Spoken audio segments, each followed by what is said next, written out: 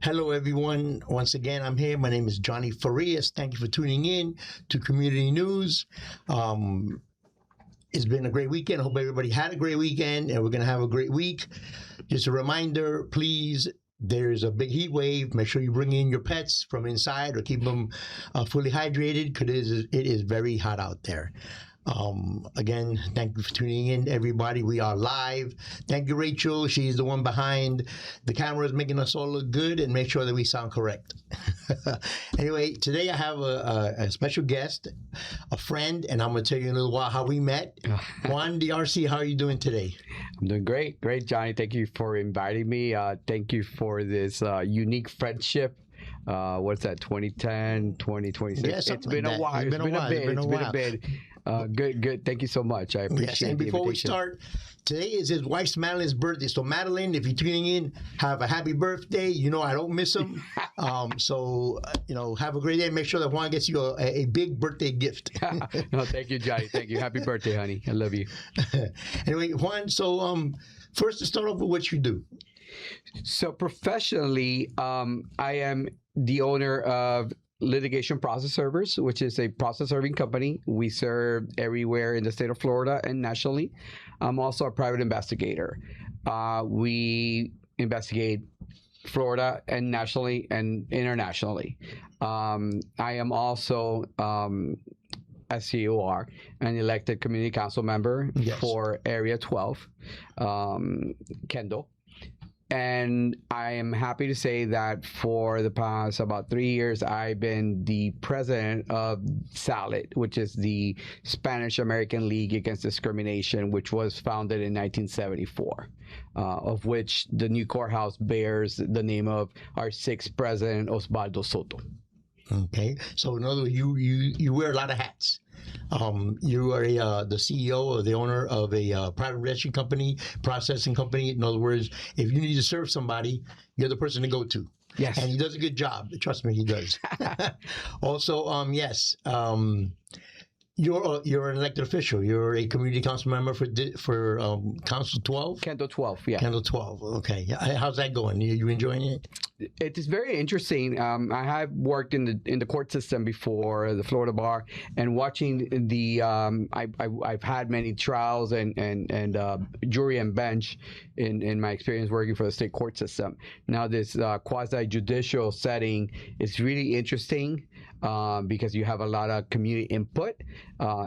It's been, needless to say, a great experience. I think everyone should run for office, as you know, because it takes a lot to run and it takes a lot to serve. Yes. And I would like to say that I'm enjoying it.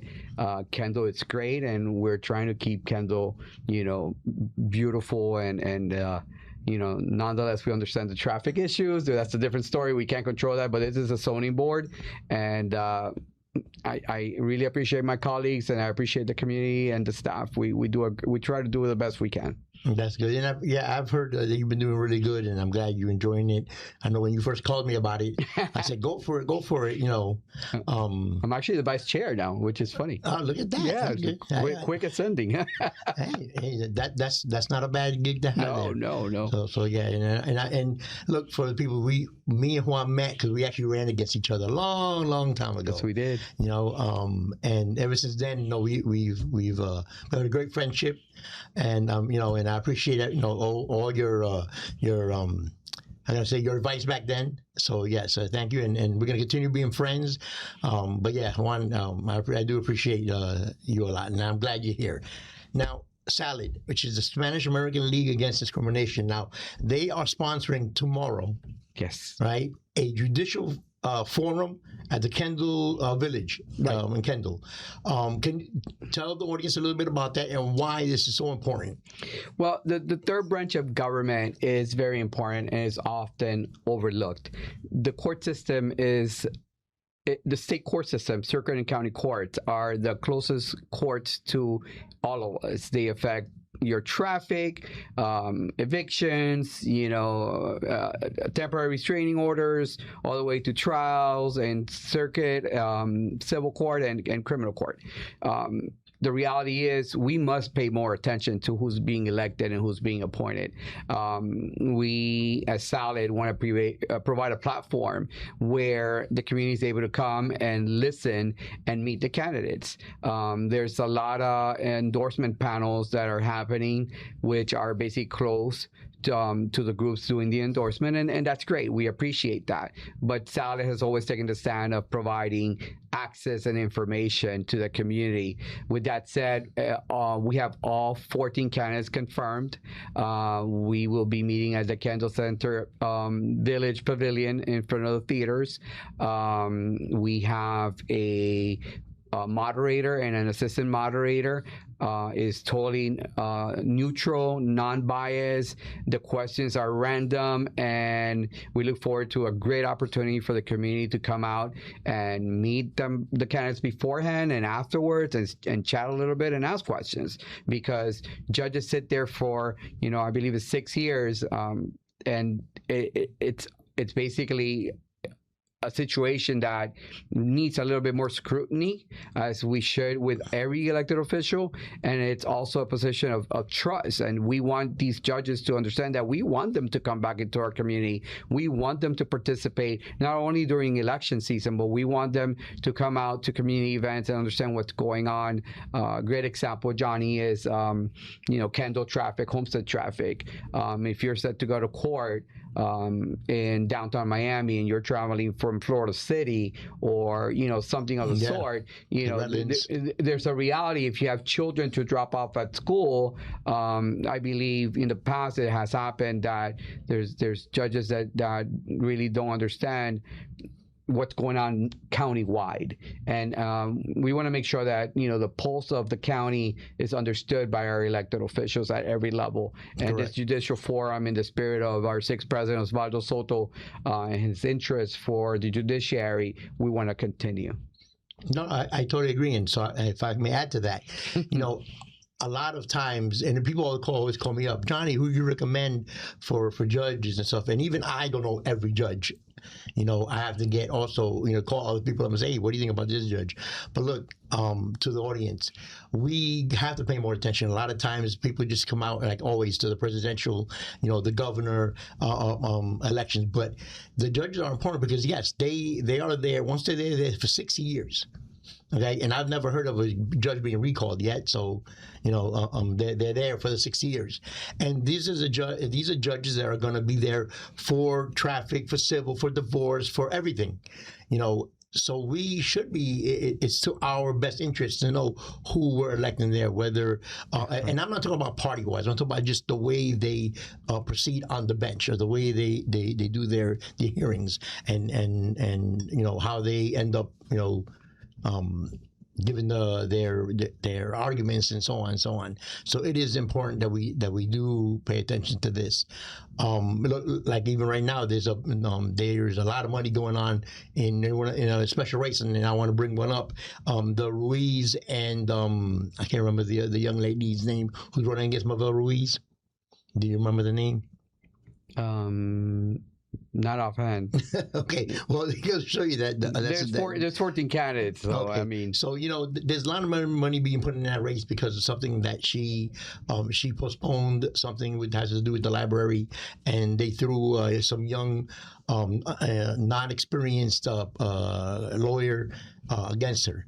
These are things that we need to start paying attention to. Because on the bench, we want somebody with experience. We want somebody that's humble. We want somebody that understands the community. So it is very important that we do pay attention to this. And I'm on this flyer, and it's a privilege and an honor to be on there, because it is important. So please, everybody, it's tomorrow. July 22nd from 6 to 8:30 at the Kendall Village. And I know it only holds so many people, but it's important you go out there and ask your questions and see who's going to be the next judge, that's going to be for our circuit courts, for our judicial courts, and so on. So please get out there and see what's going on. It's important that you put yourself into these things, because these things matter. We've had historically, many different situations that have happened in the court system. I mean, judges are human, and reality is things will happen. And I believe the pulse of the county is very important. There's also law. You have to follow judicial law, the canons. You have to follow state law, election law. You have to follow so many laws. Then you have case precedent, right? Do your research, so you want to know that these people are academic. And then you have, as you brought up, the reality of ethics, and actually I wrote an article, an op-ed, for a paper, and I'll just read my merit and ethics. It says, merit has to remain the deciding factor. Florida's bench needs judges who bring real legal knowledge, sound judgment, integrity, and fairness to the job. Public confidence in the court rises or falls based on whether the people wearing the robe are truly qualified to be there, and that the confidence is worth protecting. That said, ethics must be non-negotiable. A judge's title carries little weight without unwavering commitment to honesty, impartiality, and accountability. Voters should ask hard questions about the candidate's ethical record, not just the resume, because the courtroom is only as trustworthy as the person presiding over it. And I will tell you, in my experience, I'll bring out people like Judge Bagley, Judge Crespo, Judge John Gordon, Judge Leite Vidal. I once sat in one of his trials. And to me, it's very important, the interpreting that goes on in the court, and especially in criminal cases. There's a term that we use in the street as a child. I remember I went to Miami High. We will call something that didn't look real as Mickey Mouse. It's a Mickey Mouse. And so I was in this trial. This guy's going to go to jail, and they wiretapped him. And when they wiretapped him, they're talking and whatnot, and he's talking about Mickey Mouse. It's a Mickey Mouse, right? And the translator, the interpreter, I guess, says, translates it, and then the state attorney says, "See, Judge, they're talking about Mickey Mouse," and totally off topic, conversation ensues, and Judge Leite Vidal, who has passed, stops and says, hey, I may be losing my hair, but I know what I heard. I speak Spanish. So he said, I'm going to get the recordings. I'm going to take them home. I'm going to sit in my pool, and I'm going to listen to them, because it's important. And I'm not saying every judge has to be bilingual or trilingual. It will be great. But we have a heavy population of Creole and Spanish speakers. With that said, judges should make sure that their interpreters are interpreting correctly, and also, it's great for the audience to know, but that our prosecutors are actually, not trying to put a fast one on the word Mickey Mouse like they did in the past. But that was actually 20 years ago. I haven't heard of that happen, but I have sat through it. With that said, I will tell you, Salad does come and sit at different courtrooms to see the demeanor of some judges. And I will tell you that we have a lot of great judges. Judge Red Bull just got ascended to the 3rd DCA. We have Judge Fernandez. I'm off right now, but Judge Enriquez, and that's what it is. He also great. I mean, I sat there. He didn't see I was there. Milena Abreu, I sat there in the back, and her staff was awesome in the Hialeah Courthouse. I saw patience. I saw tact, humbleness from the staff as a whole, and it was great. And just like that, Judge Delancey, I mean, smart as can be, great heart, hard when she has to be, and I could go on. There's many great examples of many great judges. There is. We just had Law Day. I don't know if I invited you to that at the Coral Gables Courthouse with Judge Patricia Marino Pedraza, and we brought kids from Riverside Elementary, a Title I school near our office in the state of Miami. And we had a great group of attorneys that supported that endeavor, and we did a mock trial on Law Day. And it was stupendous. I mean, the kids were so excited, and this helps morale, and it helps promote higher education for kids to aspire to be more. I mean, there were some that fit in perfectly as the clerk. There were some that loved being the bailiff, and some of them loved being the attorney. And then we had actually attorneys helping. Which made it, great. And the judge presiding, and, we gave them lunch. We had the sheriff's department come in and with one of their canines and do a little presentation. It was great. And we need more of this community involvement, which unfortunately is not being provided by, voluntary bars associations coming into the community. But we all work together to try to make things better. And this is just an idea. No, it's great, and it's good. I mean, I know a few judges too that do a lot of community. Judge Diana Gonzalez White. Oh yeah, she's great too. I like her. I followed Judge Michelle Gonzalez Paulson. Oh, Michelle Gonzalez Paulson is an angel, also very supportive. Yes. And listen, my South Day judges, we love you. Yes, and no disrespect for anyone I've forgotten. I know too many, but I will tell you one judge who's making an impact even after not being on the bench anymore. Oh. Steve Leifman and the mental health facility, which actually will be touring this week next week, with the governor of Lions Clubs International here in District 35N. Judge Leifman, he and I used to work together when I used to work in drug court, and drug court used to be drug court, mental health court, veterans court, juvenile court, and everything else we could bring in to help people with drug addiction. And Judge Leifman has maintained full speed ahead. We now have a veterans court, we have a drug court, we have a juvenile drug court, and we have a mental health court. The great thing is that he has actually advanced the idea that we need a place where recidivism falls, because we're providing people with the correct type of help they need based on their mental necessities. Right, which is very important. Yeah, incarcerating someone for punishment that needs mental health, it's necessary, and I'm 100% supporter. Salad is 100% behind the judge and the facility. Right. Lions International has a mental health component that they started also, and Ervin Gonzalez was a great lawyer in Miami-Dade County who passed away. I believe it was suicide. I'm not sure as of still today, years ago, but he had problems and no one knew. He was a high performer, a great guy, very smart. But if you have problems, you need to talk to someone. And as a community, we should provide access to mental health treatment to those people who commit crimes, because sometimes the crime is not really being committed because of the crime. Because of a mental health. It's because of a mental health, and it's sad. I mean, you'll see it in the street, and it saves us money. It actually it saves money that by not incarcerating someone and not giving them the mental health treatment, we can rehabilitate them. And my understanding is there's going to be many programs that will help. That's good. No, it's important that we get the right treatment for the person, because we don't want to make a person worse or put them in a worse condition when we don't need to be. But yeah, in fact, another judge that came to my mind when I was a guardian ad litem, Judge Liederman, which I don't know if the judge is retired or not, but that was a great judge also for the youth. Yeah. David Young, also great. I mean, him and his dog Rosie. I think he has another dog, and Judge Bernstein, Judge Prescott. Yeah. I mean, Judge Rosnick, which was the my boss and did drug court, and before that, Judge Goldstein, who started drug court, who was also a Lion and has passed away.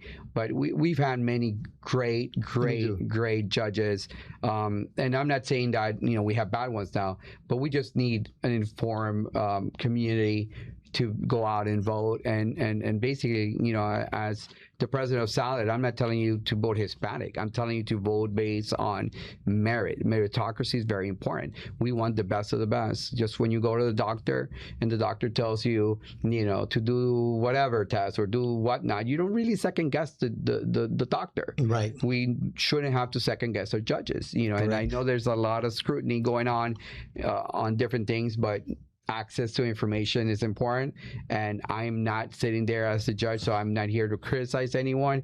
I'm just here to say, we want community participation. Look them up, looked at their webpage, looked at their Instagram, and just check. A history of service and professional leadership.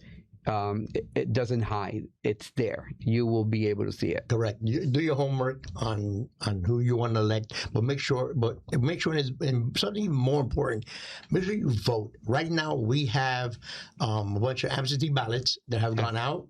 Last time I checked, a small percentage have been returned. And make sure not only that when you fill them out, sign and date them, because a lot of times people forget this, and it's very important. And so, and I want to do my due diligence and letting voters know that when you do this, make sure you sign, you date, you send it out. Don't just leave it on your kitchen table or on your dresser. Let's fill these things out. Do your homework on the candidates and let's get them out. It's important that we it's a privilege and a right to be able to vote, and it's something that a lot of countries, even to this day, are still fighting to do, and we have it. So let's exercise our right. It's funny you say that. I had the opportunity to go with my family in Nicaragua. I'm originally from Nicaragua, and one of the actual last democratic elections we had, which have been years, and I accompanied them to vote. And they waited for hours. Some people waited, overnight to be able to be in the line. And they have a higher participation level. So you got to remember, democracy is not free, and you cannot complain about the choices you never made. You need to vote, do the best you can, and be part of the situation, the system. Vote, and whether you're a Republican, Democrat, or Independent, just vote. Do your due diligence and see what it is. We all have core values that we stick by, but in the reality, when you go to court and you have that traffic ticket or that temporary restraining order, you want someone wise, experienced, and that has the ability to understand what's going on. Okay. Why did things happen? Ask questions when the judges ask, or make sure that counsel, the attorneys, are actually doing their job. I've seen attorneys, back in the day that got their ear pulled, by their bosses, at the state and public defender's office for not advocating for their clients, and it's sad. And it's like I tell all the judges, do roundtables with your staff and the lawyers, and find out better ways to practice. Just like Zoom is a phenomenon, and if you've been downtown, parking's not cheap if you got to go to court. Not. I mean, I think it's like $40 now, right? It used to be $20 not too long ago. Yeah, it's really crazy, and it's like just like I said, leaving a child off. If you have court at 8:30 and you have to be there at 8:30, and schools don't open till 8:10. I know. Where do you leave that child? No, exactly. And not to get all set, but one of the things I do want to go over real quick in our last few minutes is your business, because I'm a big small business person, because I'm an electrical contractor. How did you get into your type of business? For those out there that want to someday be a server or a private investigator. When I graduated high school, I wanted to go to law school, and I started working at an office, just being a runner, copies, paper, and whatnot. But I always wanted to know why, why. So I obtained this license in 1995 to be a certified process server, and been serving ever since. But I've had all other roles, as you know. I mean, I've worked for Fortune 500 companies, national and international, that have to do with court reporting. I worked at the Florida Bar. I worked in the county and the property appraiser's office. I left legal for a while to teach. I used to teach government, of course, civics. I taught legal classes. I'm also a paralegal. I have my degree as a paralegal, and my master's is in educational leadership. I put them all together, and this is what I run. To be a private investigator, you have to do an internship for 2 years, and then you could go ahead and get your license. And after you have your license for 2 years, you go open up an agency. So I've had my agency for a couple of years now, and it just goes full circle because we get a lot of documents and a lot of questions. So, like I tell my staff, we are the professionals. We need to be able to answer the questions.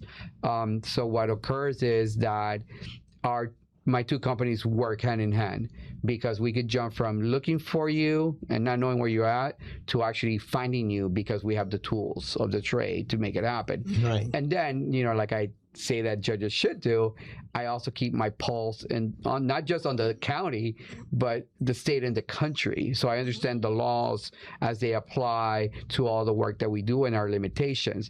Because believe it or not, it's sometimes you gotta think outside the box and say, what would I do to evade Johnny Farias from finding me? And I'm not gonna tell you exactly what we do, but we do think outside the box a lot. And I like to say that our level of efficiency in getting things done is very, very high.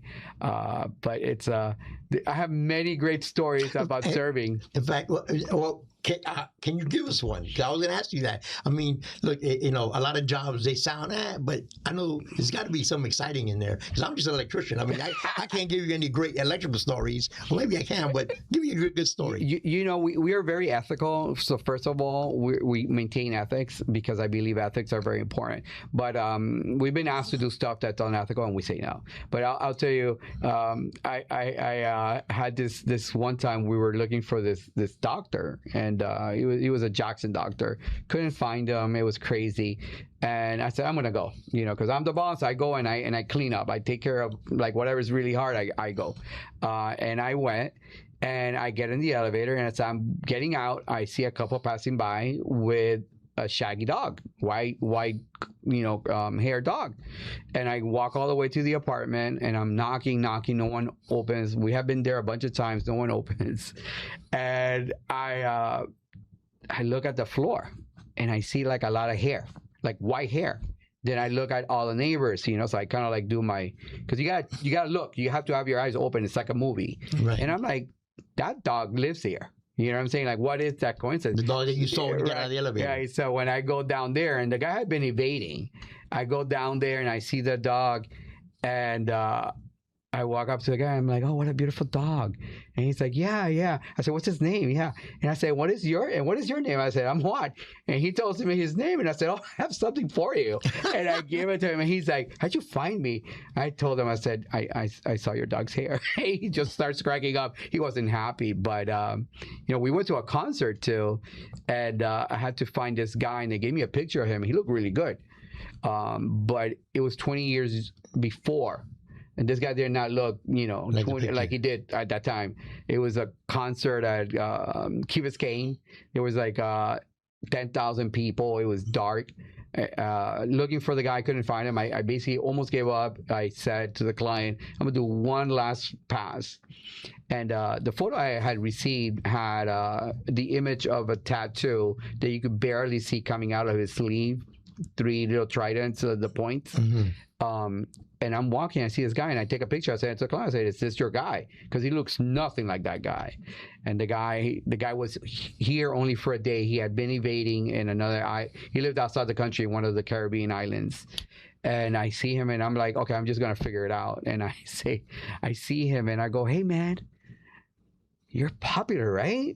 And he starts cracking up, and I say, no, you're really cool, right? Like, you're popular, right? I'm like, I know I've seen you. And he's like laughing, right? And I said, can I talk to you? And I go, hey, what's your name? I know I've seen you. He tells me his name, and I'm like, Bacata. Give him the papers. He's like, how'd you find me? I'm like, saw your tattoo. And then the excuses come and stuff like that. So it's always something dramatic and whatnot. It's definitely not safe. You have to be you have to probe and ask a lot of questions. But it's a fun situation to investigate and to serve. It's not for everyone. I can imagine. I mean, you're making me laugh with some of those things that you're saying you do. But yeah, that's awesome. Hey, look, so really quick, the audience, if you needed to hire somebody to serve or investigate, tell them who to call, and you've got a website. Serve me at litproserve.com, SERVEME at LITPROSERV as in Victor.com. 305-340-3100 is our office number. Well, there you go. If you need a server or investigate somebody, even when people cheat, Oh yeah. There you go. Opposition research, cheat. We do stakeouts, surveillance, and all that. It's all fun. It's like a movie. Okay, there you go. We'll put it on later. Again, thank you very much, Juan. Thank you for coming on the show. It's been great. It's been nice having you. It's always good talking to you. Likewise. Again, happy birthday to your wife. Everyone, make sure you come out to the forum tomorrow if you can. It's a judicial forum. Let's get to know who our judges are. Thank you again, Community News, for having me, for always allowing me to be here and do a show. Rachel, thank you for always making us look good on the camera and the voices. Everyone, have a great and safe weekend. Be safe out there. Stay hydrated and watch your pets, please. Thank you, and God bless. Bye.